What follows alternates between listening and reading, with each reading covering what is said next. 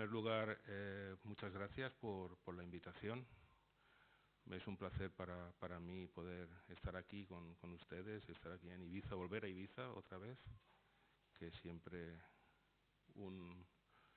una situación de gran felicidad y sobre todo poder participar en estas jornadas. Como bien ha dicho la señora directora, yo vengo aquí a hablar de tiro. Quizás sí, de Líbano en general, Tiro en particular. Una tierra que como algún auto de por aquí considera como propia. Llevamos trabajando por aquella zona pues casi 30 años ya, desde el 97. Bueno, ¿qué así? Vamos a ver, por aquellas zonas estamos desde el 91, pero bueno, en Tiro, en Líbano desde el 97, y quisiera ofrecer un poco una mirada sobre Tiro, cuál es la situación, cuáles son los proyectos, la relevancia de la ciudad. No voy a entrar mucho en detalles porque tampoco quiero cometer un crimen aquí, pero iré intentando mostrar algunos detalles más importantes. En primer lugar, como no, tengo que hacer referencia a María Eugenia Obet. Gracias a ella yo estoy en Tiro. Bueno, en realidad gracias a ella yo estoy en este mundo de la arqueología. Es mi madre científica y otras muchas cosas más. Fue ella la que me llevó a Líbano por primera vez, no a Tiro. A Líbano fui por otra razón, fui a estudiar materiales cerámicas de una excavación libaneso-alemana en downtown Beirut. Y pasadas 2 semanas me dijeron que María Eugenia venía a Tiro, a Líbano. Me fui a verla y en ese momento Beirut estaba dividida, aún sigue dividida en 2 partes, la occidental musulmana, la occidental cristiana, la oriental cristiana, y yo vivía en aquel tiempo en la cristiana. Total, que un sábado me fui, crucé todo con service y no sé qué, un follón para llegar al otro lado. Me la encontré en el lobby del hotel y digo, María Eugenia, ¿qué haces aquí? Porque no sabía que había llegado. Y digo, ¿tú qué haces aquí? Me dice, no, nada, que esta tarde yo me voy a Tiro y el lunes te vienes tú que vamos a excavar la necrópolis de Albás. Y digo, pues vale. Y desde allí, desde entonces. Entonces, ese lunes llegué y jamás olvidaré, cuando llegué ese día, llegué al yacimiento y estaba, como siempre, sentada en su taburete dibujando. Y cuando acabó, porque yo ese día lo único que hice fue mirar, sentados encima de un sarcófago en el hipódromo, me dijo, mira Paco, estamos en Tiro. Y desde entonces. Y Tiro se ha convertido en nuestra casa. No solo por el tiempo que hemos pasado allí, sino por los amigos que tenemos allí y por la conexión con la ciudad, con el territorio. Y como ustedes comprenderán, pues en ciertas situaciones como la actual no puedo ser muy objetivo, aunque es difícil ser objetivo. Entonces, hablando del Líbano, el Líbano, entre otras muchas cosas, destaca por sus yacimientos, las ciudades importantes. En primer lugar tendríamos Baalbek, en la Bekaa, impresionante. Es una de las ciudades, uno de los yacimientos más impresionantes que yo he visto, jamás. La escala humana no existe aquí, es colosal. Y como ustedes pueden aquí, esto sería el templo de Júpiter, el templo que dicen que es de Baco, que no lo es, pero bueno, porque encontraron un mosaico con la representación de Baco y desde entonces dice que es el de Baco. Esto sería el altar, las escalinatas, y hasta las columnas que en parte recompuso Shehab, que fue el que excavó esta zona, después de los alemanes y los turcos antes. Y esto es una visión de hace pocos días, desde el Hotel Palmira, que ha sido afectado por los ataques israelíes. Seguramente tendrían una lanzadera por ahí cerca, seguramente en el sótano o algo así, o un túnel lleno de terroristas. Por eso tienen que bombardearlo. Entonces, en ese Hotel Palmira, pues aquí pasó todo el mundo. Pasó Lawrence de Arabia, la escritora, ay, ¿cómo se llama esta mujer? Agatha Christie, Einstein, cientos de personas importantes pasaron por aquí. Forma parte del paisaje de Baalbek también. Una ciudad muy interesante, por otra parte, por todo lo que significa la beca. El segundo ciudad o yacimiento importante sería Biblos, también patrimonio de la humanidad. Esto es una vista desde el mar del yacimiento. Aquí ciertamente están representadas todas las épocas de ocupación humana en la zona. Con la zona más alta del Tel, que es esta zona donde están las tumbas. Luego os enseñaré una foto. Esta foto es interesante porque para solamente indicarles que el puerto antiguo estaba en esta zona aquí, no está en el puerto moderno que está más para acá. Aquí está el puerto antiguo. Ahora mismo estaba en una desembocadura de un arroyo. No se me oye, lo siento. En un arroyo un cauce de agua, no es un arroyo. Y ahora mismo está todo colmatado, pero hicieron excavaciones hace poco tiempo y encontraron los puntos de amarre y todo esto. Una vista cenital del yacimiento. Y como dije antes, están representadas todas las épocas históricas. Desde el Neolítico, que son unas estructuras ovales que hay aquí, que no sé si se ven muy bien. Luego hay otra foto que se verán un poco mejor. Hasta la época cruzada, con el castillo que está aquí. La muralla del bronce inicial, los templos, el famoso de los obeliscos está aquí, en L está aquí, la fuente, el Odeón que está aquí, y aquí estarían las tumbas reales, que seguramente el palacio real estaba situado aquí, en esta zona. En la costumbre del bronce final, bronce medio, era colocar las tumbas reales debajo del palacio, ¿no? Como también sucede en Ugarit, por otra parte. Esto sería lo que sería toda la zona de la muralla, y recientemente aquí, en esta zona, que han encontrado tumbas intactas del bronce medio, en galerías, con unos ajuares impresionantes. O sea, los anunciaron hace un par de años, y creo, hice una presentación en el Louvre, porque es una excavación francesa, libanesa, y los materiales son una cosa espectacular, espectacular. Aparte de todo esto, el sistema de galerías que están situadas justo debajo de la muralla, ¿no? Y esta sería, por ejemplo, que en esta zona, aquí sería la puerta del bronce, de la ciudad del bronce inicial, que sería, bueno, esta es otra vista, perdón. Aquí estarían las casas del Neolítico. Esta es la casa de Dunán, que queda en pie, que ahora lo utilizan como almacén y ahora la han restaurado, y no sé qué quieren hacer aquí, supongo que quieren hacer una oficina o algo así. Esto sería el famoso también templo en torre, que excavó Norfrost, que hay un paralelo en Ugarit, y posiblemente en Tiro haya otro, como luego veremos.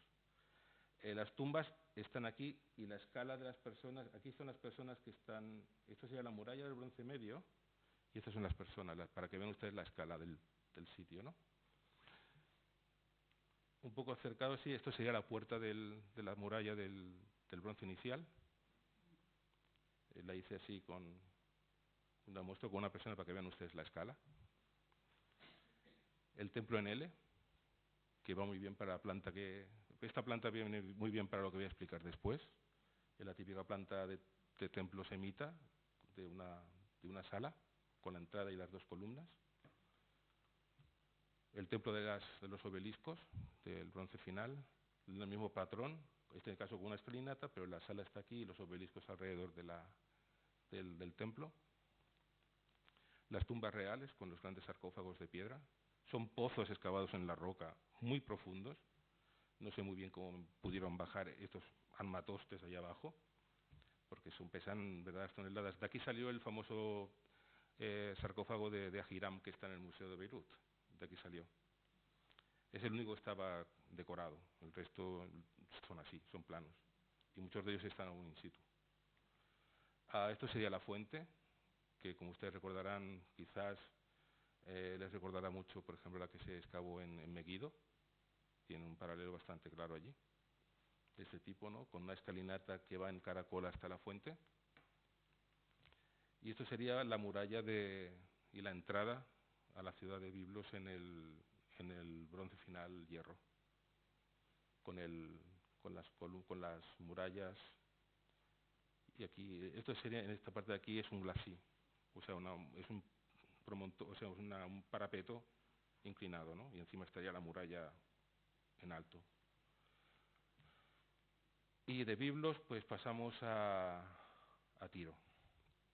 También Patrimonio de la Humanidad. Esta es una vista reciente de la isla, de la ciudad, donde se ve muy bien cuáles son sus partes.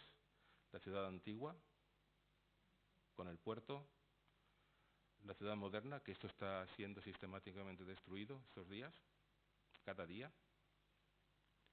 Esto sería el Parque Arqueológico de Albás, con el hipódromo, uno de los pocos hipódromos completos que existen, de época romana. Y esta calzada que se ve aquí, que está asociada al acueducto, que viene de Ras el Ain, que es las fuentes de agua que están situadas un poco más al sur. Y lo interesante de esta calle es que esta calle se sigue usando hoy en día. Es decir, es una calle que en época antigua llegaba hasta la ciudad, hasta la zona del zoco, del puerto, y que aún hoy en día llega hasta la zona del zoco. A otro nivel, lógicamente, pero es la misma línea de calle, que se utiliza por milenios. Esta sería la zona de lo que se llama el yacimiento de Almina, el puerto, más que nada porque se supone que aquí estaba el puerto egipcio, que no es el puerto egipcio. Es restos de la muralla, estos son restos de la muralla de época romana que se decían que podrían ser el muro del puerto, que no lo es. El muro del puerto egipcio, ustedes saben que los textos dicen que había el texto egipcio y el sidonio. El sidonio está situado en el norte y el egipcio está situado en el sur, ¿no? Más o menos. Bien, pues el sidonio estaría ocupado aquí y el egipcio estaría aquí. Lo que pasa es que el egipcio no se ha encontrado aún. Y por eso se llama esto el yacimiento de Almina, por el puerto. En realidad es la zona donde están las basílicas, hay unas termas relacionadas también a una palestra. Y esta sería la zona donde estamos excavando nosotros. Está muy cerca de lo que sería la Catedral de los Cruzados. La ciudad hoy en día está dividida, la ciudad antigua está dividida en dos partes. Esta sería la parte cristiana, que se llama el Jara, el barrio. Esta sería la zona musulmana y esto es el zoco. Pero una cosa muy importante a tener en cuenta es que, eso sí, quería hablarles, no, todo el mundo sabe la importancia de Tiro, ¿no? Tiro ejemplifica la presencia o la salida de gentes orientales hacia el Mediterráneo. En muchos casos se consideran que de Tiro se controlaba todo. Yo lo dudo mucho, porque el fenómeno de la diáspora, que no colonización fenicia a Occidente, es muy heterogénea, no fue controlada por casi nadie, por no decir nadie, y en muchos casos los resultados no son casualidad, pero sí consecuencias de unas mismas prácticas realizadas con el mismo tipo de gente, es decir, con culturas que son similares. Una cosa que tienen estas gentes levantinas es que se adaptan a lo que sea, aún hoy en día, y que son capaces de ajustar su bagaje allá donde van y sacar provecho de esto. De ahí vienen las diferentes manifestaciones que tenemos a lo largo del Mediterráneo, tanto en Chipre, en Grecia incluso, en Sicilia, Cerdeña, norte de África, la península ibérica. O sea, si queremos hablar de colonias, y ya nos estamos metiendo aquí en un terreno un poco pantanoso, las únicas colonias que hay fenicias son Cartago e Ibiza. Colonias. Que es gente desplazada con instituciones y montándose ellos todo el territorio y controlando todo el territorio. Lo demás no. Lo demás es acumulación de gente y experiencias que dieron lugar a asentamientos como Cádiz, como Málaga, con toda la evolución de Málaga, como otros muchos sitios, ¿no? Pero me estoy yendo muy lejos. Entonces, importante es la joyería, la explotación de los bosques, todo lo que son joyas en la púrpura, trabajos en metal, en los marfiles, pero también importante es la explotación y, si no explotación, la intensificación de las producciones de vino, las producciones de aceite, dependiendo de las zonas.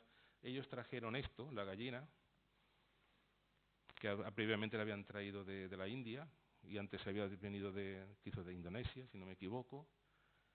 Trajeron las especias. Se ha encontrado un frasco, una cantimplora de estas de peregrino en Palestina, y el análisis y le salió canela.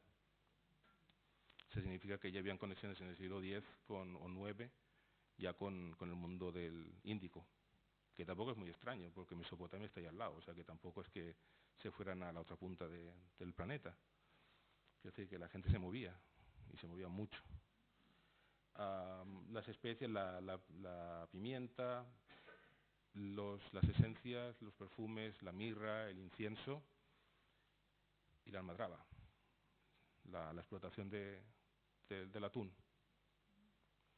Quiero decir que la presencia, podemos decir que después de la llegada de los fenicios o de las personas orientales a Occidente, ya nada fue lo mismo en el Mediterráneo. Las transformaciones que se experimentaron en todas las regiones del Mediterráneo fueron muy intensas, en todos sentidos, sociales y económicos, ¿no? Y, cómo no, la escritura. Esta es la estela de Nora, encontrada en Cerdeña, y sí, fue otra de los aportes de estas gentes, ¿no?, a Occidente, perdón. Pero bueno, para situarnos, Tiro está aquí, más o menos en el medio del Levante. Haifa está aquí, con el monte Carmelo, una referencia, porque una cosa que interesante de la costa levantina es que está compuesta a partir de referentes geográficos. Uno es el monte Carmelo, otro es Naura, como dicen ellos, como dicen los árabes, los de Tiro, en el acento tiriense. Sería Nahar Kebir, aquí. Luego sería Checa, otro promontorio. Aquí se acaba Fenicia y aquí empieza otra cosa. Y el monte Casio, que está aquí arriba. O sea, son todos una serie de referencias geográficas que compartimentan el territorio. Entonces, cuando piensan Líbano, ¿son montañas? No, sí, hay montañas, pero no todos son montañas. Hay territorios que no están tan relacionados con las montañas, que tienen otro tipo de medio ambiente, como es el caso de Tiro. Esto es el ambiente de Tiro. Esto es la zona costera de donde está situada Tiro. Desde una colina que está pues a unos 10 kilómetros, 15 kilómetros, por ahí, ¿no? Tiro es esto. Tiro está aquí. Y como pueden ver, es una franja costera tremendamente fértil. Estos son plantaciones de plátanos, pero también tienen naranjos, sobre todo son naranjos cítricos y plátanos. Pero es tremendamente fértil. Y, como digo, no hay montañas como las que pueden haber quizás en la zona de Beirut o un poco más al norte, que es la montaña y el mar. No, aquí no. Aquí hay un territorio que hay que controlar y un territorio que se puede explotar. Es decir, que una de las razones por las que esta gente se marchó a Occidente no fue que se murieran de hambre, comían mucho y comían bien. Las razones fueron otras, pero no esta. Esta es una visión desde Tiro hacia el sur. Esto es la Galilea. Esto sería la frontera con Palestina. Esto es lo que está siendo sistemáticamente destruido en estos momentos, que están destruyendo todos los asentamientos, todas las poblaciones, para evitar que la gente vuelva. Esto sería Tel Rasidille, que es el lugar donde está la antigua Paleotiro, Ushu, que sería la hermana de Tiro en el continente. Esto es el Hosh. Por aquí arriba, un poco muy cerca de esta zona, es donde está Cana, la de los panes y los y el vino, ¿no? Cuando se hizo el milagro del cambio de agua por vino. Bueno, esta zona aquí ya sería la zona del parque arqueológico, que lo vamos a ver ahora. Esto no, esto es una visión de lo que sería el traspaís. Que estas son las montañas que hay detrás de Tiro, que no son montañas, detrás son altiplanos. Es un juego de colinas y valles, ¿no? Esto está tomado desde el castillo de Timlin, que está a unos 25 kilómetros aproximadamente, y desde aquí se ve la entrada a la BK. Lo digo para que se sitúen geográficamente, ¿no? A mis espaldas estaría Tiro, a poca distancia. Es un valle y bajas hacia abajo y estás Tiro, a eso, a 25 kilómetros. Esto es la entrada a la BK. Aquí, detrás de esta nube, está el monte Hermón. Detrás del Hermón está el Golán, que serían estas montañas de por ahí. O sea, si esto es el Golán, aquí debajo está el Jordán. O sea, que las distancias son muy cortas. También para que se hagan un poco, que decir, que es un territorio que está muy conectado entre sí, por cercanía. Por cercanía. O sea, y todos los caminos que se ven por aquí son caminos que se utilizan desde miles de años. Sobre todo la de la entrada de la BK, que es una de las experiencias más impresionantes, poder bajar, poder entrar desde el sur a la BK, a la planicie, ¿no? Que tienes las montañas del Baruja a la izquierda y las del Antilíbano a la derecha, y es como entrar en otro mundo, ¿no? Y es impresionante por lo que significa, porque esa es la vía natural de entrada hacia Mesopotamia. O sea, BK, Homs, de Homs vas a Palmira, Deir el-Zor y ya estás en Irak. Si vas un poco más arriba es Homs, Hama, Alepo, Anatolia, o por el norte te vas ya a la zona de la Afrin, a través del Éufrates, o Raqqa, donde está Raqqa en la actualidad, ¿no? Es decir, son líneas naturales muy claras, ¿no? Esta es una vista cenital de Tiro. Otra vez sería Ras el Ain. Ras el Ain está aquí, que son las fuentes las fuentes que proporcionan agua a este territorio, a esta zona. Incluso proporcionan agua en la antigüedad y ahora a la ciudad de Tiro. Eso es Terrasidille, que es el campamento palestino. La Ushu, la antigua Ushu. Aquí se ven algunas estructuras que podrían ser restos del puerto de aquella ciudad.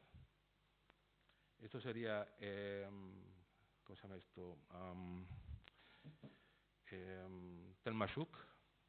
Tel Mashuk también es otro hotel que tiene un santuario encima, y esta mañana lo estaba recordando porque la última vez que visité Tel Mashuk, que ya digo, está ahí al lado de esto, de Tiro, en todo lo alto había un templo y luego se construyó la tumba de un santón musulmán, que ahora ha sido ocupada por una familia. Y cuando visité el sitio había una señora friendo pescado o patatas fritas encima de la losa de la lápida de la tumba. O sea, fue porque ella había convertido eso en su cocina. Ya, o sea, no le tenía mucha importancia a ese santón, por lo que se ve. Bien, perdón. Sí, Rasidille, y esto sería Tel Rasidille desde el sur. Se ve claramente que es un tel. Esto también lo han bombardeado recientemente. Aquí no se puede entrar porque, lógicamente, es un campamento palestino y está prohibido entrar. Yo entré una vez en el 97, porque tengo un amigo palestino y me entró. Y la situación en la que estaban en el 97, la verdad es que era bastante terrible. Pues imagínense ahora. Esto sería las fuentes, Ras el Ain. Este canal de agua es el canal de agua que está construido encima de los arcos del acueducto de época romana que abastecía de agua a Tiro. O sea, una reutilización de las estructuras. Y esta es una de las razones por las que la gente del sur están tan interesadas en este territorio, por el agua. Y esto es una visión, un mapa antiguo de Tiro. Se ve aquí Tel Rasidille, Ras el Ain, Mashuk, Gia, aquí, un pequeño pantano que siempre ha estado aquí. Esto sería ubicado, el campamento palestino de Al-Bas estaría más o menos por aquí, y la necrópolis de Al-Bas está aquí, más o menos. esta zona siempre es muy inundable, siempre se inunda. Realmente porque el agua viene de aquí de Mashuk, cuando llueve, y cuando llueve mucho, entonces vienen todas las inundaciones vienen de allí, y esto siempre es una zona que siempre está inundada, o siempre estaba inundada. Y eso también es muy interesante porque el autor del mapa dice que son posibles restos de la construcción de Alejandro. No, en realidad son los restos del acueducto romano que va a la ciudad de Tiro, que en aquella época no estaban excavados, pero como sobresalían del terreno decían, uy, mira, hemos encontrado a Alejandro. Es otra de las cosas, todo el mundo está buscando a Alejandro aquí, pero nadie lo encuentra. Estos son para que se hagan un poco una visión de cómo se ha transformado el terreno. Esta fotografía de Tiro es de principios del siglo XX, creo que es del 30 o no sé si está por ahí puesto en la fecha, es sí, de los años 30, si no me equivoco. Y como ven es todo arena de origen eólico, porque allí eso sí, cuando abandonas un territorio se cubre de arena inmediatamente. Y siempre ha pasado lo mismo. Y se convierten en dunas, que luego cuando con la lluvia y el sol se endurecen y se convierten en arenisca, el famoso carcur, que se utiliza para construir. Siempre se utiliza para construir aquí. Y esto es como está ahora, bueno, esto como estaba hace unos años, ¿no? Y pueden ver claramente el hipódromo, sería la zona del Parque Arqueológico de Albás, la necrópolis de Albás está, a ver que me sitúe yo aquí, ¿dónde está la carretera? Aquí se estaría la necrópolis de Albás, esto es el campamento palestino, esto sería la ciudad moderna de Tiro, que es lo que están destruyendo sistemáticamente ahora, Almina, nuestra zona de excavación aquí, y la ciudad antigua, ¿no? La transformación la transformación se ve aquí mucho más clara, ¿no? Esta fotografía es de los años 60 y se ve aún como no habían construido, toda esta zona ahora en la actualidad está construida, o sea, esto de aquí es esto, y se han transformado toda esta zona y esta zona se ha ganado al mar y ha transformado muchísimo la zona. Es bastante impresionante, ¿no? Porque todo esto ahora es tierra. El puerto sigue siendo muy modesto, básicamente para pescadores, ¿no? Y aquí también se puede ver lo mismo. Esta fotografía también es de los años 30 y es una visión muy bonita de la ciudad en aquella época, ¿no? Esta es la famosa torre de Hiram, que es el final, es la Turris Aquae, si no me equivoco en latín. Es la torre de la cual acababa el acueducto que venía de Ras el Ain. Esta es la carretera que les mencionaba antes, que es la misma carretera desde época romana, época bizantina, época musulmana, época moderna y hasta hoy en día. Es la misma, siempre se ha utilizado, que llega al zoco que está aquí. A la entrada al zoco es o bien aquí, aunque en la actualidad se utiliza esta entrada, porque todo esto ahora es una explanada, pero antiguamente se utilizaba esta entrada. Y la zona donde estamos excavando nosotros es aquí detrás. O sea, a cierta distancia en la otra punta de la isla. Una isla que hay que tener en cuenta que en la antigüedad seguramente era como 5 veces más grande que en la actualidad. No sé si sabrán, la mitología dicen que Tiro eran dos islas con un olivo ardiendo y un águila. Y fue Melkart el que llegó y el que fijó las islas al suelo y hizo que ya no se movieran más.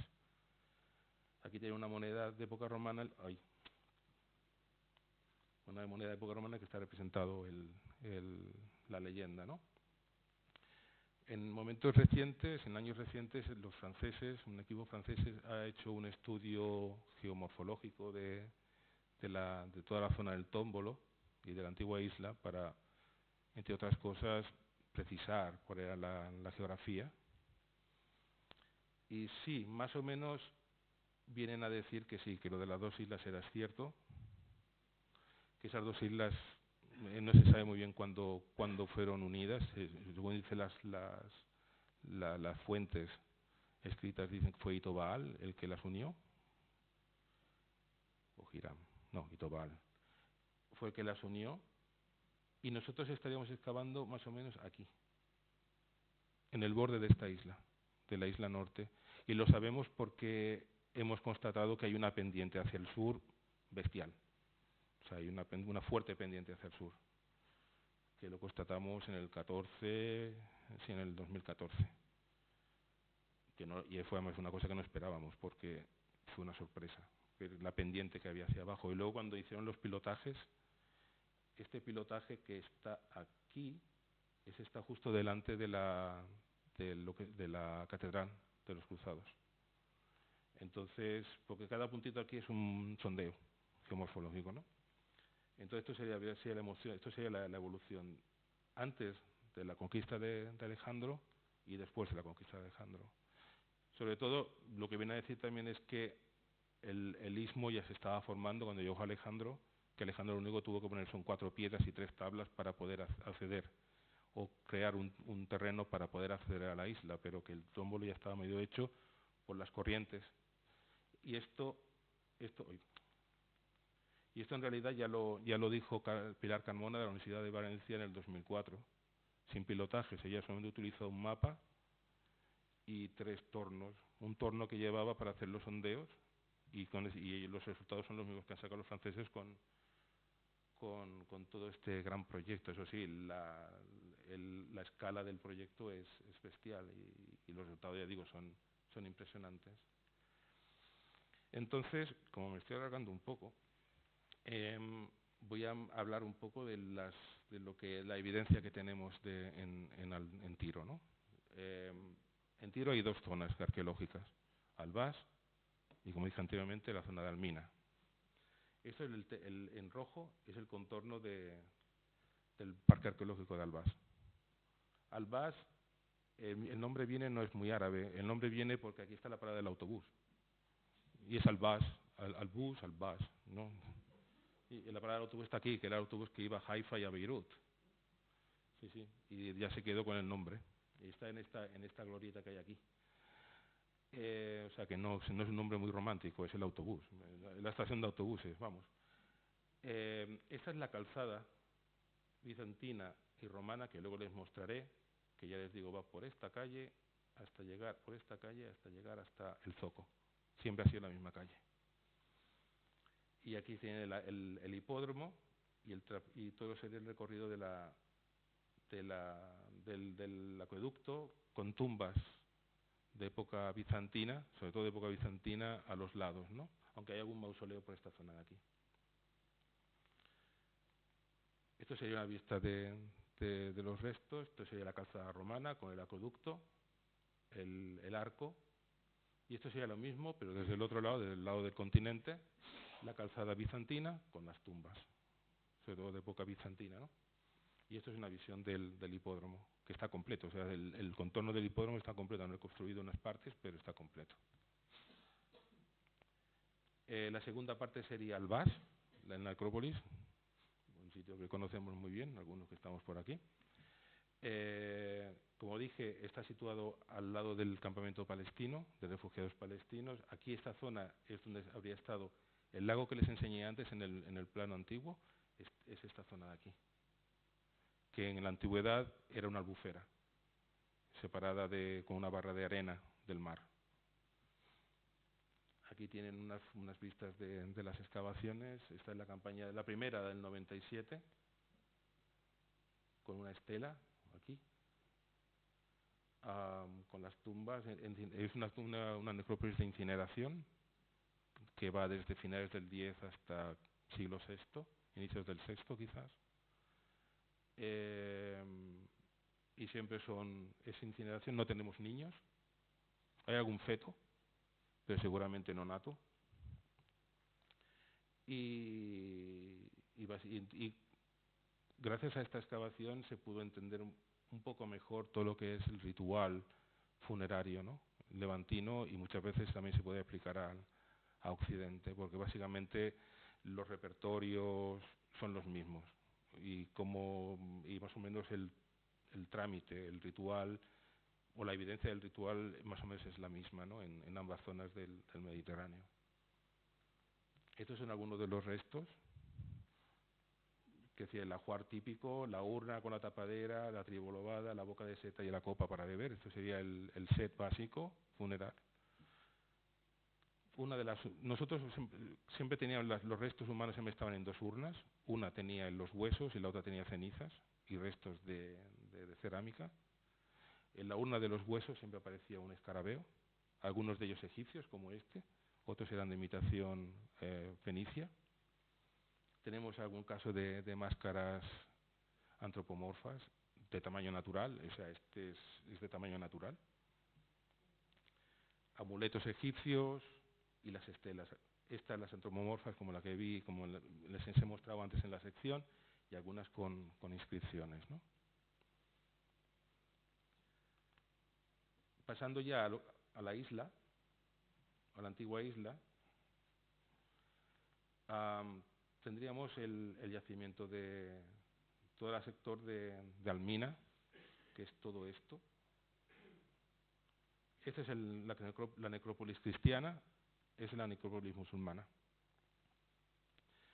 Lo interesante aquí es que en esta zona, bueno, lo interesante no, el problema, bueno, un problema interesante, es que toda esta zona fue excavada en los años 60 y 70 por el antiguo director de antigüedades Shehab, Maurice Shehab. Bueno, él revisaba las excavaciones, excavaban otros, en realidad. Dicen que iba en helicóptero a revisar las excavaciones, no sé si era una señora común. Entonces, él lo que iba, básicamente él tenía su idea era o sea, hacer accesible al turismo todos los yacimientos del Líbano. Por eso, por ejemplo, potenció tantísimo Baalbek y por eso potenció tantísimo Tiro. Buscaba monumentalizar o reconstruir la monumentalidad de estas ciudades. Para ello excavó muchísimo y el gran problema es que cuando volvemos a excavar allí no tenemos información de lo que hizo porque la mayor parte de su información se desapareció durante la guerra civil.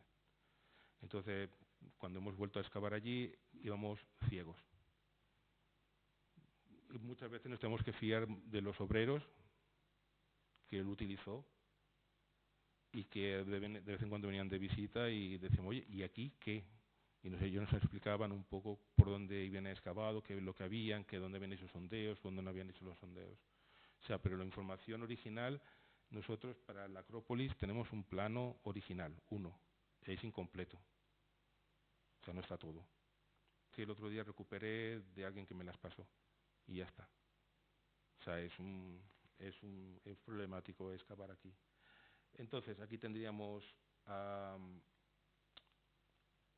la zona de las basílicas. Esto sería una basílica de época romana y después de época bizantina. Aquí.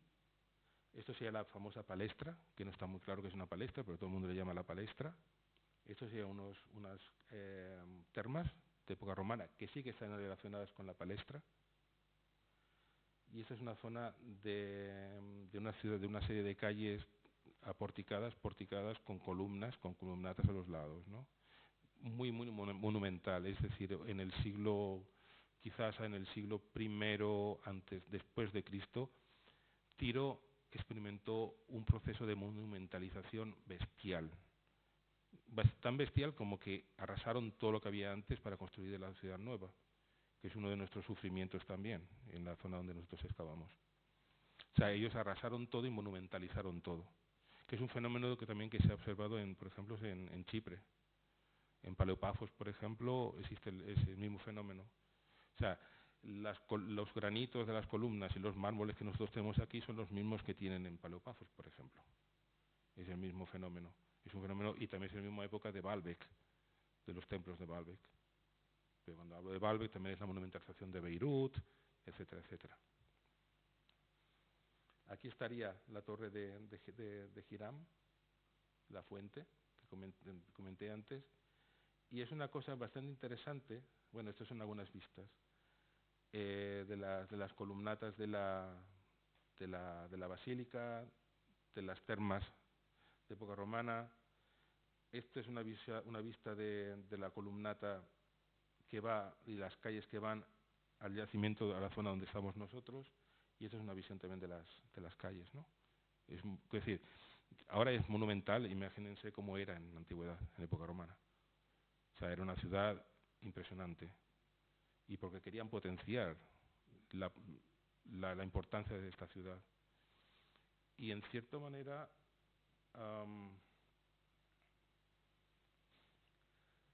junto con la monumentalización de la ciudad, también se creó un pasado monumental para esta ciudad.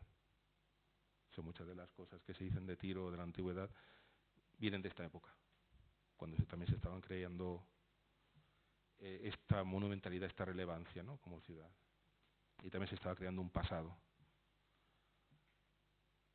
Un detalle interesante es que aquí tenemos también uno de los pocos restos que hay de época del hierro persa, que sería este templo, está situado aquí.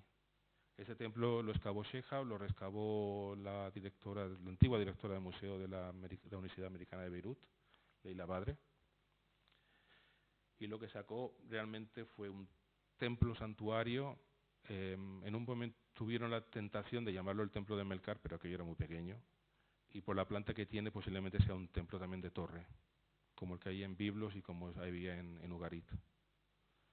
De época persa seguro, y posiblemente también del hierro, tienen materiales de la edad del hierro. O sea, posiblemente sería también de la edad del hierro. Y también interesante es que aquí, donde está la columnata, espérate que me cuide, aquí se encontraron también un lienzo de la muralla de época persa, de la época de, seguramente la que tuvo que defenderse de Alejandro, y está aquí. Quiero decir, el problema es eso, como Shehab excavó a la buena de Dios, no hay estratigrafías, entonces cuando llegas tienes trozos y partes, y luego te tienes que imaginar cómo se une todo, y dar un poco de sentido, ¿no?, al yacimiento. Y luego vamos a pasar ya a la zona nuestra. En primer lugar, en la zona nuestra hay dos partes que son muy claras, que sería la Catedral de los Cruzados y la zona de la Acrópolis, que se llama. Para los que sepan un poco de la historia arqueológica de la ciudad, Patricia Vicay excavó en los años 70 aquí,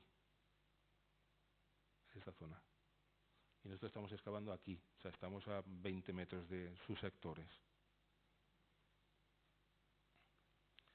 Empezando por la Catedral de los Cruzados, la vista satelital aquí un poco mal porque se ve mucha vegetación. Esta sería la zona de las calles porticadas, que también están por aquí. No se ve muy bien, lo siento, pero aquí también hay calles del mismo tipo.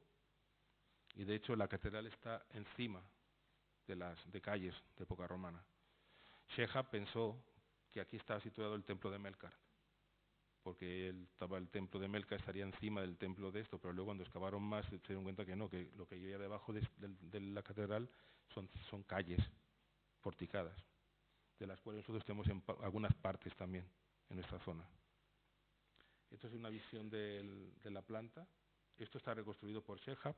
Le gustaba mucho poner columnas por todos los sitios y construyó solamente las columnas de la catedral. Estas son algunas vistas de la catedral. Estaba en pie, o más o menos en pie, hasta el siglo XIX. Esto es cuando fue un diplomático alemán a buscar la tumba de Barbarroja, porque se supone que Federico Barbarroja estaba enterrado aquí. Entonces fue a buscar la tumba de Federico Barbarroja. E incluso en su libro, ahora no recuerdo cómo se llama este señor, en su libro propuso al Kaiser que Tiro se convirtiera en colonia alemana. O sea, introducir Tiro dentro del imperio alemán. O sea, una cosa. ¿Eh? Sí, seguramente, sí. O se había hinchado a hummus, no lo sé. Entonces, estamos, una vez, la segunda parte de esta zona, ¿no?, sería la zona donde estamos excavando nosotros, que sería la Acrópolis, la llamada Acrópolis, que la importancia que tiene, voy a intentar explicarla ahora. Esto sería la Catedral de los Cruzados, y esa es toda la zona que nosotros excavamos. Vicay excavó aquí. Nosotros nuestra concesión acaba más o menos por aquí, en el testigo que separa su excavación con las nuestras. Cuando llegamos en el 2013 esto era lo que nos encontramos.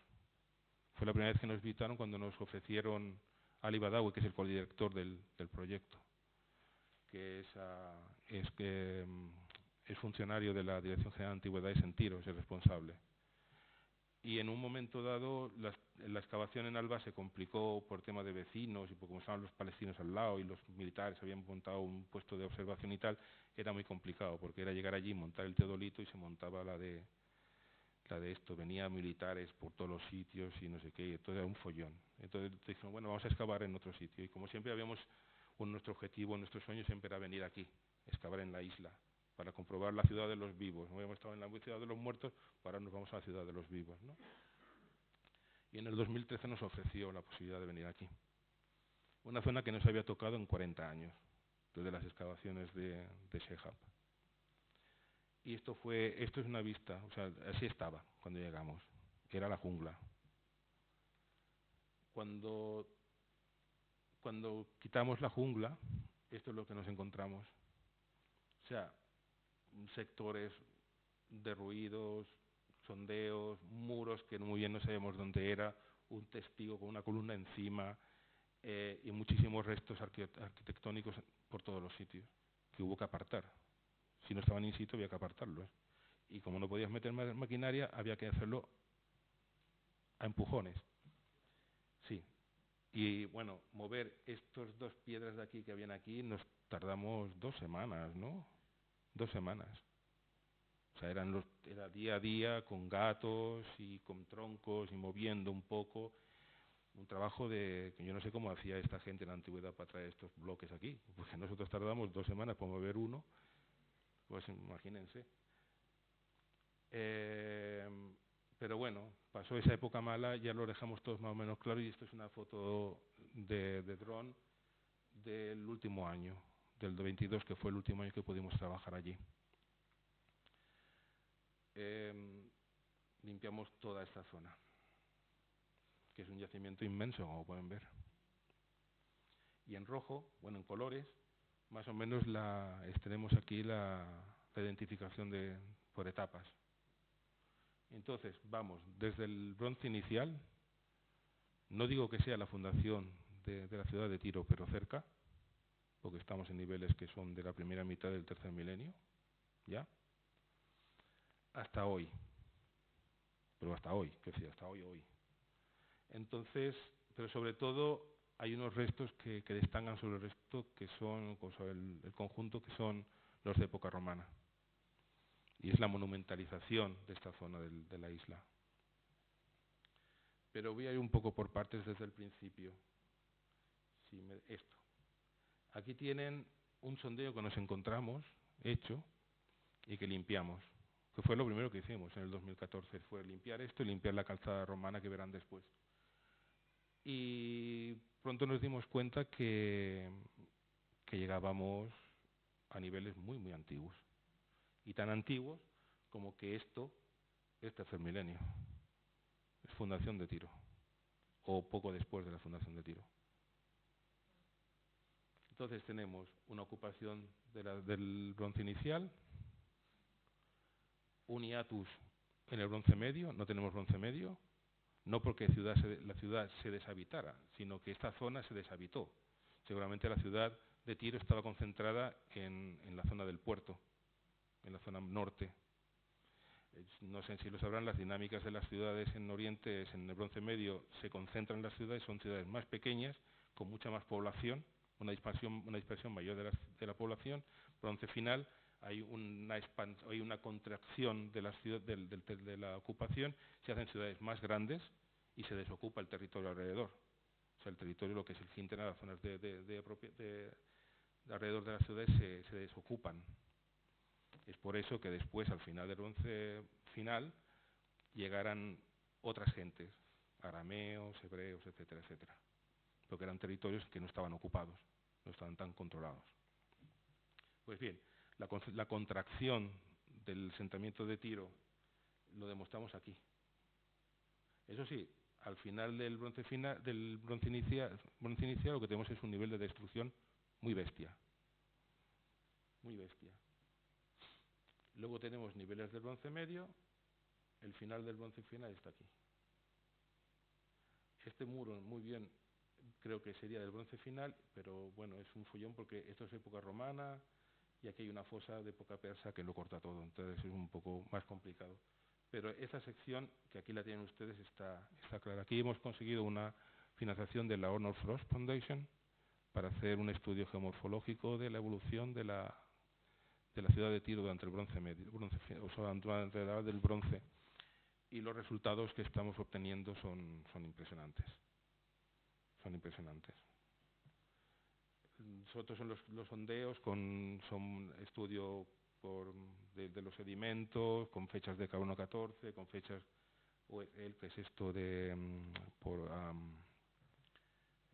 sistema para analizar las arenas, OESL, ¿cómo se llama esto en castellano? Fíjate. Bueno, da igual, que es bastante preciso. Y estos serían los niveles del bronce inicial, que es una cosa, y aquí ya tenemos la primera evidencia de una cosa que nos mareó muchísimo durante el tiempo de la excavación, pero cuando lo entendimos lo explicó todo. Terrazas. Tenemos una terraza aquí, con un muro encima. Esta zona de la isla estaba organizada a través de terrazas. Y entonces así que cuando los romanos llegaron y nivelaron todo el territorio de la zona, arrasaron con todas estas terrazas, de modo que cuando hemos llegado nosotros al limpiar y tal, veíamos que teníamos bronce final aquí teníamos hierro, y ahí teníamos al mismo nivel, tenemos época romana. Que claro, al principio cuando llegamos decimos, ¿esto cómo es posible? O sea, la estratigrafía es así, no así. Pero claro, si luego te das cuenta que lo que hay eran terrazas, claro, debajo de las terrazas están los niveles, ¿no? Entonces, la organización es hacia arriba. Pero claro, al principio fue una pesadilla, porque no entendíamos absolutamente nada. No entendíamos nada. Y verán una foto después que lo explico, que se ve mucho mejor. Aquí. El sondeo es este de aquí, con los niveles del bronce inicial, aquí abajo del todo. Y esta zona, que es esto, es la zona interesante. Vamos a ver. Estos muros de aquí, ven aquí, es bronce final. Está a este nivel, ¿verdad? Vale. Estos muros de aquí, esto es edad del hierro. Seguramente tenemos una terraza aquí. Y es que la terraza la tenemos aquí. La del hierro la tenemos aquí. Porque un poco más abajo tenemos niveles de la época persa, en el siguiente escalón, más abajo. O sea, esta terraza de aquí, la posibilidad de una terraza aquí, y algunas otras terrazas que tenemos en otros sitios que creo que no les voy a mostrar porque ya sería demasiado, lo certifica, ¿no? Este muro de la Edad del Bronce estaría aquí con un pizos enterrado en la tierra. Esta zona estaría empedrada, seguramente está empedrado, va desde aquí y llega hasta aquí, que había otro muro, del cual también está reventado. Esto es de época romana, que es una especie de, digamos, de colector del edificio que construyeron encima. Colector porque hay una tubería del siglo I después de Cristo. O sea que... Y está aquí, justamente aquí en esta zona. Ya digo, cuando empezamos a excavar y lo vimos, el panorama de verdad es que fue desesperante al principio, porque no entendíamos absolutamente nada. ¿Cómo era posible que tuviéramos la estratigrafía horizontal y no vertical como todo el mundo? Ya digo, cuando nos dimos cuenta de que teníamos las terrazas es cuando lo vimos. Aquí tenemos ejemplos de terrazas. Esta. Aparte de ser un precioso muro de Opus africanum, posiblemente de época persa, Opus africanum del que luego en Cartago se introduce, bueno, aquí ya lo tenemos nosotros, y de hecho lo tenemos antes, porque este muro de aquí es otro muro de Opus africanum del siglo VII. Este muro es el material que está asociado al siglo VII, y como ven son pilastras, piedrecitas y pilastra. Opus africanum. Que muchos dicen que no, que hasta época persa no se puede conocer, o que era una cosa que era de cartaginesa. No, no, aquí ya lo tenemos ya en el siglo VII. Este sería de otra terraza, porque es interesante que esta parte es lisa, pero esta parte no lo es. Por tanto, esto está soportando tierra. Lo que pasa es que Sehab lo excavó y nos dejó el muro. Aquí hay una superficie plana y aquí hay otro muro encima, o sea que es claro que es una terraza. Y esto aquí es un muro romano que está encima de niveles helenísticos. O sea, de niveles helenísticos tenemos muy poco. Hoy de poca pesa que tenemos este muro y otro más, y ya está. Y helenísticos solamente tenemos esto, que son los depósitos que están justo debajo de las construcciones de época romana. Y aquí tienen otro resto de otro muro, otro opus africanum, material asociado también del siglo VII posiblemente, que fue cortado por los muros de la plataforma de una basílica de época bizantina. Bien, voy a concentrarme rápidamente en los niveles de época clásica. La época clásica de esta zona se divide en tres partes muy claras, que sería un paseo porticado, que acaba con una forma de paralelepípedo, trapezoidal, que acaba aquí. Posiblemente aquí había un monumento, quizás un altar. Ahora es una fuente de época medieval, pero ese elemento aquí es extraño, sobre todo porque está enfrente del final de la calzada. O sea que aquí posiblemente había otro edificio de tipo monumental que ha desaparecido. Luego tendríamos toda la zona, un témenos, relacionado con un templo, que sería este de aquí. Rápidamente, esta es una visión de dron de los restos. Esto sería la calzada romana, la calzada con una acera porticada, una calle transversal. Esto iría hacia la zona de la palestra, hacia el otro lado, en línea recta. Y esto va a parar a un edificio monumental que es esto, que es el templo. Esto es de época de los cruzados, y este muro que hay aquí que cruza es de época cruzada.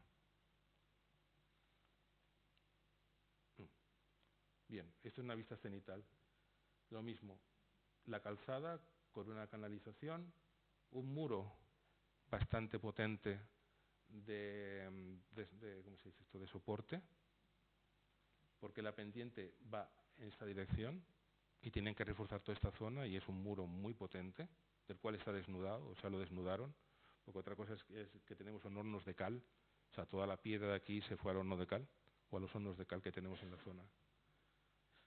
Esto es un depósito de agua, esto sería la entrada, y esto sería la entrada al edificio monumental, con la calzada, y aquí hay una serie también de edificios.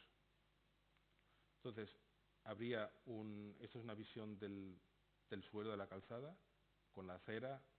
Las bases están in situ y las columnas también lo están, aunque tumbadas. Tenemos las columnas, incluso tenemos una especie de altar en esta zona, que son estas piedras que hay aquí. Es un altar, son partes de un altar.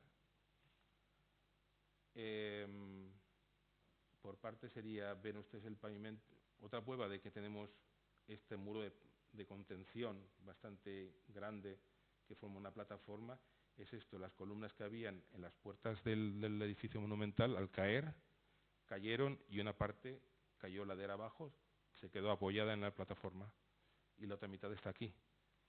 Es una columna de 8 y pico metros, que en total eran cercano a 9 metros de alto.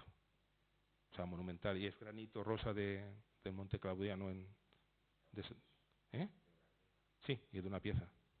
Y son columnas de una pieza. Y de esas tenemos dos. Esta, que está partida, y esta de aquí, que es esta parte y esta parte de aquí.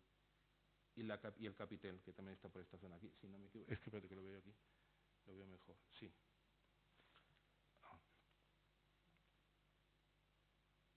Vale, no, sí, aquí. Esas son columnas de una sola pieza, de granito rosa, traídas de Egipto. Son... ¿Mm? Sí, sí, sí, sí. Luego, a la entrada del edificio monumental nos encontramos esto. Toda una serie de motivos geométricos. El más interesante es este rombo con un círculo alrededor. La representación de rombos con líneas es un continuo.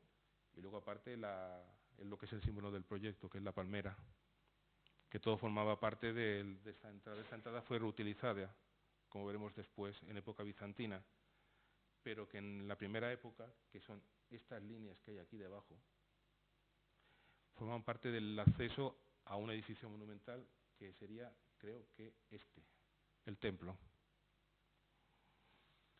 Esto sería la entrada a un nivel inferior con escaleras, que las hemos identificadas debajo de este pavimento, que fue reutilizado en época bizantina, para hacer otra cosa.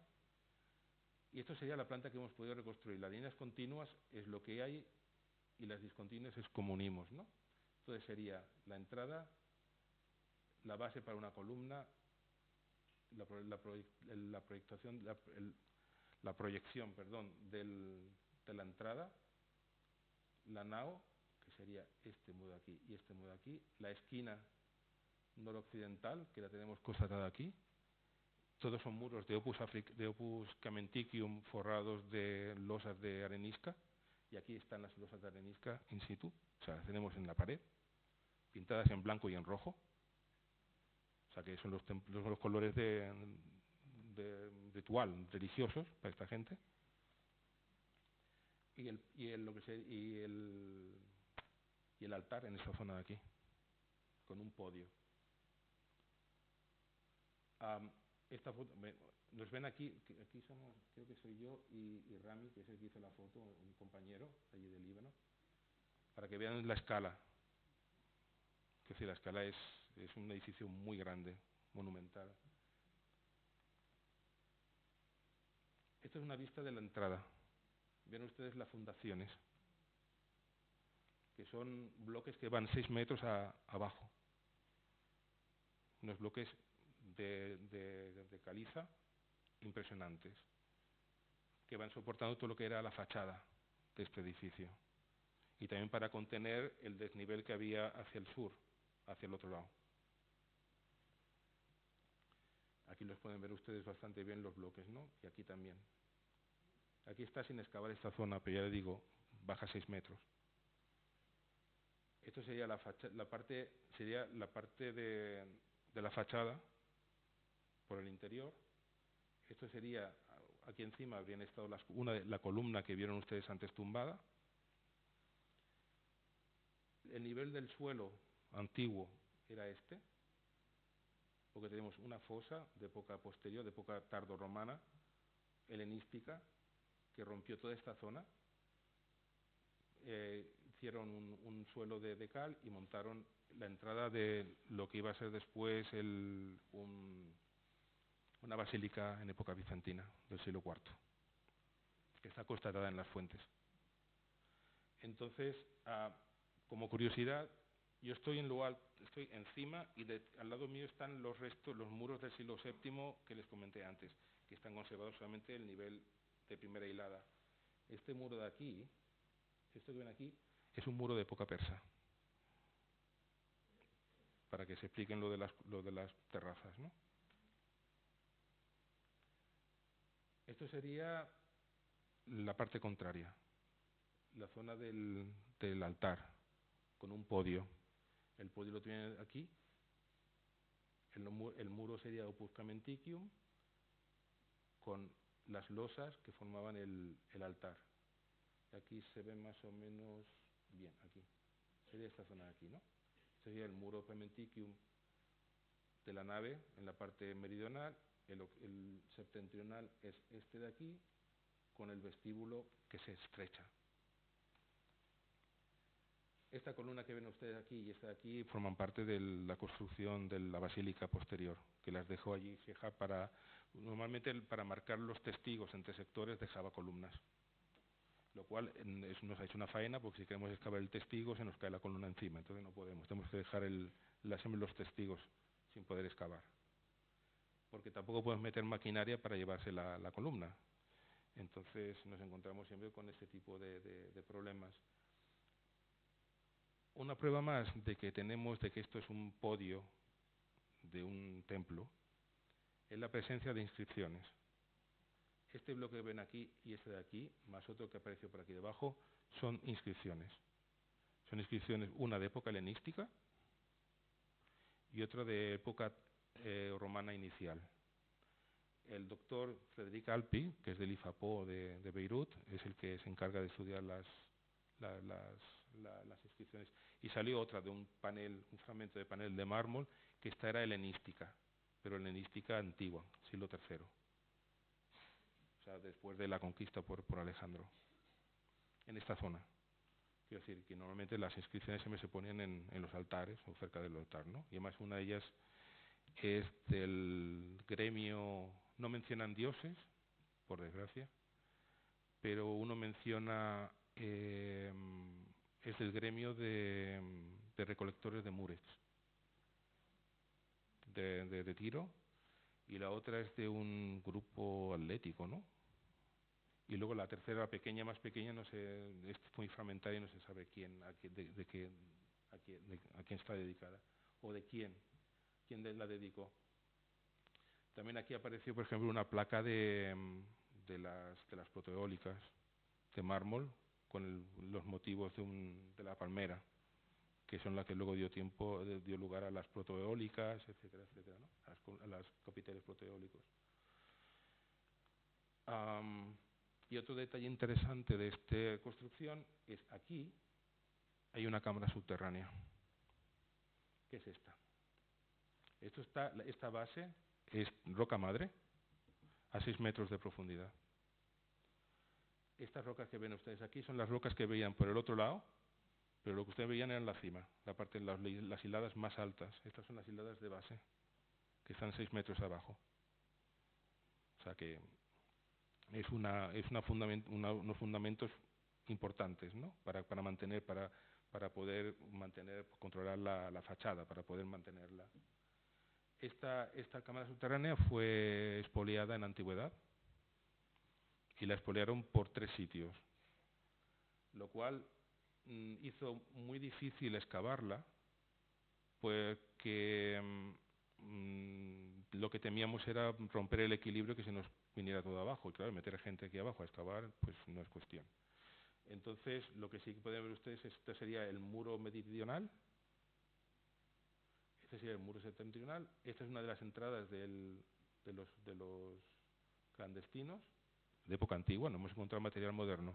Todo lo que hemos encontrado aquí, lo más moderno era cruzado, o sea que ya fueron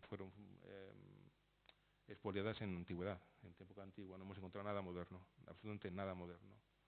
Esta sería la entrada por su lado oriental, también reventado, y estos son las marcas de los picos.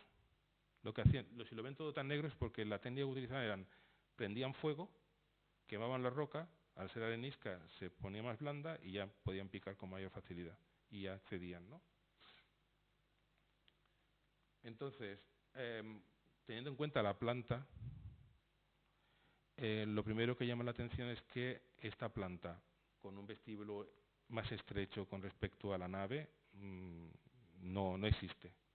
No existe entre todos los templos que se han excavado en Siria. Este es el de Júpiter, si no me equivoco, y este es el de Baco, en Baalbek. La escala no es la misma, pero la nave de esta es prácticamente la misma que la de Baco. Lo que pasa es que no tiene las columnas alrededor que hacen que el edificio sea mucho más grande, pero lo que es el templo en sí, las dimensiones son casi las mismas. Son 29 de largo, ¿no? O 26 o 29 metros de largo Sí, casi 30 metros de largo y la mitad de ancho. O sea, es muy, muy grande. Entonces, a la hora de buscar paralelos, porque sí, quedaba muy claro, teníamos el vestíbulo con las dos columnas, que las hemos encontrado las dos columnas, y la ubicación de una de las columnas las hemos encontrado, el subterráneo, el vestíbulo a la entrada, un pronaos, unas escalinatas que iban a una zona más alta, con un elemento aquí en el medio que ha desaparecido, pero que nos dejó una mancha de cal grandísima, o sea, una cosa que arrancaron y dejaron un hueco que luego taparon en tiempos, en época bizantina, y lo obliteraron, y un podio. Entonces, el único paralelo que tenemos es el Templo de Jerusalén. Es el único que se le parece en cuanto a planta y en cuanto a organización. Si ustedes van con la descripción del Templo de Jerusalén al yacimiento, allí a Tiro, y lo leen y están dentro del templo, ven que las partes son las mismas. Otro detalle importante, tenemos telas del tipo Nazcoy encontradas estas de Burj Shemali, que está a 1 kilómetro de Tiro, esta es de allí, que está representando un templo fenicio, esta sería de época persa quizás, y tiene la misma planta, vestíbulo estrecho, las dos columnas, las golas egipcias que también tenemos allí en el yacimiento, o sea, tenemos una gola egipcia que es así, que son estas de aquí, que es las fachadas, ¿no?, de tipo egipcio que hacen la curva.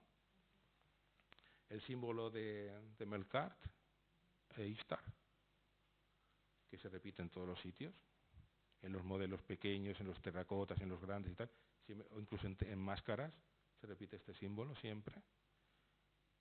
Y como tenemos el vestíbulo estrecho y la nave más ancha. Entonces, buscando paralelos, un buen día se nos ocurrió buscar monedas, templos de monedas en Tiro. Digo, a ver si sale un templo en Tiro, nada más. Y nos salió esta, de este señor, de este César, que es el pobre, es menos famoso que yo en el mundo de la canción, que es Trebonianus Gallus, que está mostrando a Elisa haciendo un sacrificio delante del templo de Melkart antes de irse para Cartago. Y si se fijan, este templo se parece mucho a lo que tenemos, con las dos columnas, las golas egipcias, la escalinata que no tenemos, pero que es la que tenemos debajo de la plataforma de época bizantina, y que se parece mucho a este templo, ¿no? Entonces, no decimos que este templo son los restos del templo de Melkart. Eso no lo voy a afirmar, no podemos afirmarlo y no lo vamos a afirmar en ningún sitio. Pero que hay muchas cosas que se parecen, sí. Pero repito, no es el templo de Melkart, o no podemos demostrar que el templo de Melkart. Pero hay muchos elementos que invitan a pensar.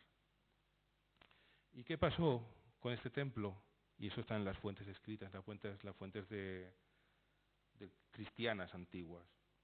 Ese templo fue destruido. Fue completamente destruido a conciencia. Sobre todo porque en esta época la represión contra los cristianos fue muy fuerte. En el momento que llegó el cristianismo y se impuso el cristianismo con los emperadores, ¿qué hicieron? Destruir toda evidencia de este Dios. ¿Y qué hicieron? Destruir el templo. Por eso tenemos las paredes desnudas, destruyeron todos los elementos que aparecían allí. Este elemento central que aparecía en la nave lo destruyeron completamente, lo arrancaron e incluso el hueco lo taparon, no sé muy bien por qué, pero taparon ese agujero, taparon ese hueco y construyeron una basílica encima, que fue fundada en el inicios del siglo IV por el obispo Paulinus, y eso está en las fuentes. Y dijo, y el templo y la basílica de Paulinus está encima del templo de Melkart. Entonces, lo que sucede es que, vamos a ver, estas son fotos de las excavaciones de Shehab. Aquí pueden ver restos del muro, los muros del templo, cómo hay un muro de cierre aquí, el muro de Melcar, este es el sondeo que mostramos antes, el muro de época medieval aquí y el otro muro, y esto que cierra por aquí, que sería esta parte. No, perdón. Sí, esta parte. Esta parte, porque está orientada, la entrada está orientada a occidente. Estos serían los restos, este muro blanco, son los restos de aquí. Es este muro de aquí. ¿Y qué hicieron con el templo? Lo convirtieron en paseo, en la entrada. Subieron el suelo, hicieron un suelo nuevo, en rampa, para acceder a la plataforma. ¿Qué hacía? De manera que todo el mundo que quería acceder a la plataforma desde la parte oriental tenía que pisar el templo. Es una manera de humillar. Quiero decir, en el mundo semita, que te pisen es humillante, es una manera de humillar. Y es lo que justamente estaban haciendo aquí, humillar el templo.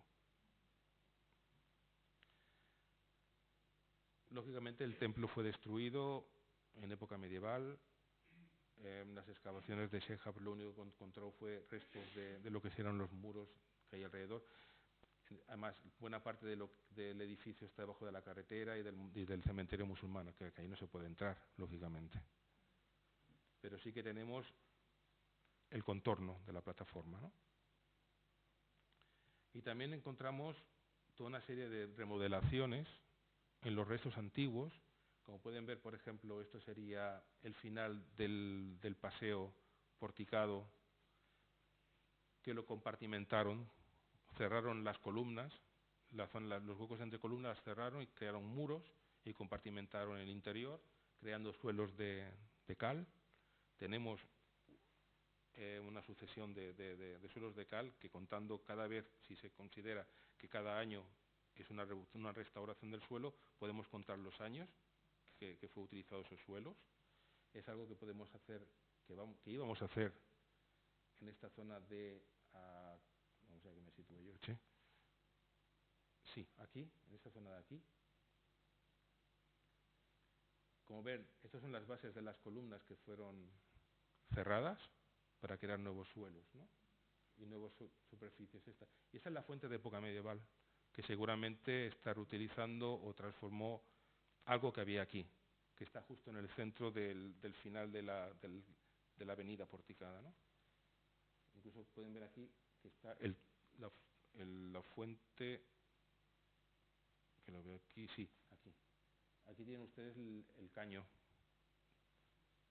de la fuente, que está aquí.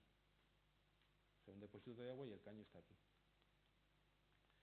Entonces, la relevancia de esta zona sur de la isla de Tiro parece que está relacionada con el mundo religioso. Si bien tenemos el norte, que sería el puerto, la zona económica, posiblemente por cuestiones de habitabilidad, la zona noroeste sería la zona donde posiblemente pudo estar el templo, el palacio, porque es la zona más fresca de la isla, siempre hace fresco allí, y de hecho todos los hoteles están allí, los pequeños hoteles que se están haciendo, y la zona donde se puede estar en verano. Y la zona sur parece ser que era la zona más religiosa, está conectado con el mundo religioso. ¿Por qué? Porque tenemos el templo romano, el templo bizantino, una mezquita de época fatimita del siglo VII, la catedral de los cruzados aquí, y aquí no se ve aquí es la mezquita sunna.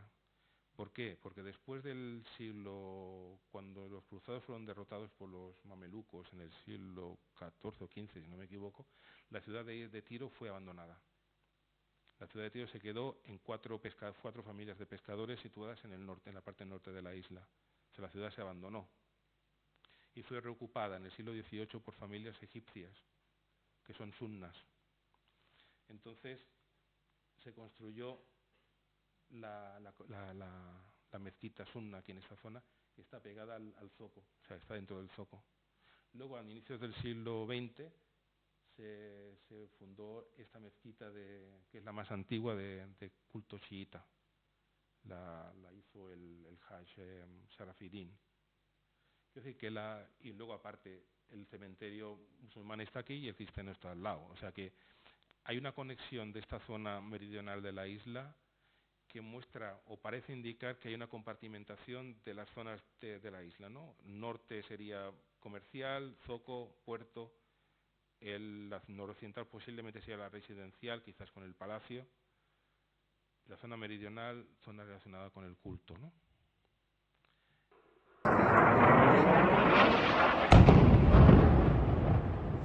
يا الله يا الله شفنا له السيارة. شفته يا يا الله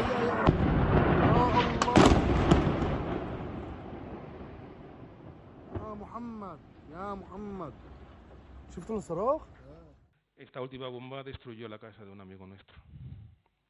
Y como ven, estos que están aquí son las columnas del yacimiento de Almina. Cuando yo vi caer las bombas, lo primero que pensé fue eso, ese texto de Ezequiel. Y parece que lo que quieren hacer es lo mismo, destruir Tiro. ¿Por qué? Porque Tiro es muy especial. Tiro siempre fue muy especial. No sé si es el aire o el agua o qué es, pero es una ciudad muy especial. Una ciudad... no, ya no quiero... Ya está, vale, ya no hemos visto. En la que es viva. Es una ciudad que es relativamente grande, pero es un pueblo, todo el mundo se conoce, es un ambiente espectacular, todo el mundo se lleva bien, no hay problemas entre religiones, quiero decir, entre los cristianos y los musulmanes están en el puerto juntos y no pasa nada, nosotros estamos en cualquier sitio y no pasa nada. Es un sitio ideal, es una casa, es un hogar en el que todo el mundo se lleva bien. Es el ambiente, es los contrastes, es el sistema. Este es el servicio de basuras del casco antiguo. Como no pueden meter camiones, pues meten uno con una moto y lleva el este detrás. Pero también tenemos el servicio de telenarguile, que llamas por teléfono y allá donde estés te lleva uno con una moto, te lleva el narguile, o sea, la pipa de agua, una silla de plástico y las brasas. No sé, vivir allí o estar allí son contrastes, pero estás a gusto, que es estar en casa. Es una ciudad amigable y sobre todo lo importante para nosotros es la gente. Son la gente, son nuestros amigos. Aquí mostramos a gente que trabaja con nosotros, pero no solamente son honestos. Quiero decir, nosotros ir por la calle está todo el día saludando.